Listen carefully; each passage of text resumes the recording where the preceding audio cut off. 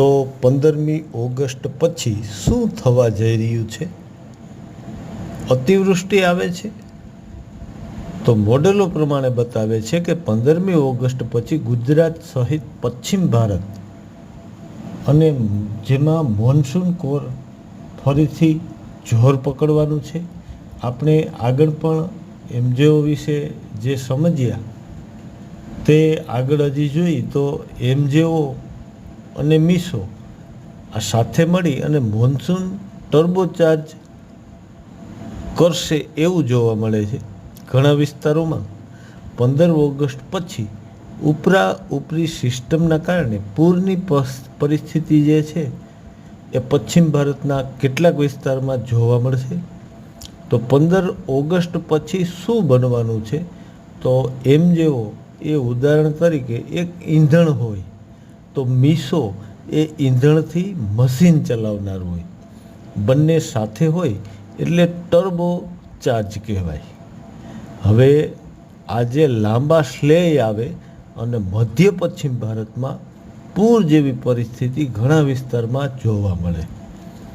એમજેઓ જે મેડલ જુનિન આસિલેશન હાલ ફેજ 2 અને 3 તરફ આગળ વધી રહ્યું છે.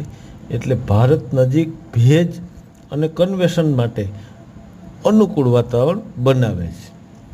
મીસો એટલે કે મોન્સૂન લન્ટ્રો ઓસિલેશન પણ એક્ટિવમાં આવે છે. મોન્સૂન કોરઝોન એમપી, છત્તીસગઢ, ગુજરાત માટે એક્ટિવ સ્પ્લેશ બનાવે છે. અને આ જે મોડલો મુજબ બંગાળની ખાડીમાં લો પ્રેશર બનશે અને ગ્લોબલ મોડલ મુજબ પણ બંગાળની ખાડીમાં લો પ્રેશર સિસ્ટમ વિકસાવવાની એક મોટી સંભાવના ઊભી થઈ રહી છે. ત્યારે ઓફશોર ટ્રફ સક્રિય થશે.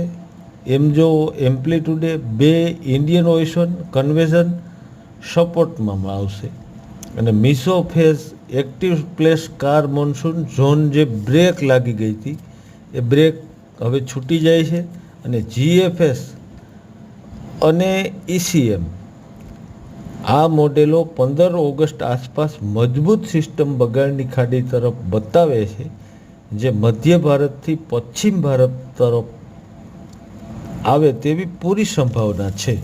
અને આવતા સમયમાં આખા વર્ષના પાણી થઈ જાય, પિત્તના પણ પાણી થઈ જાય એવા વરસાદ મોડેલો પ્રમાણે જોવા મળી રહ્યા છે. શું થાય તે જોઈ.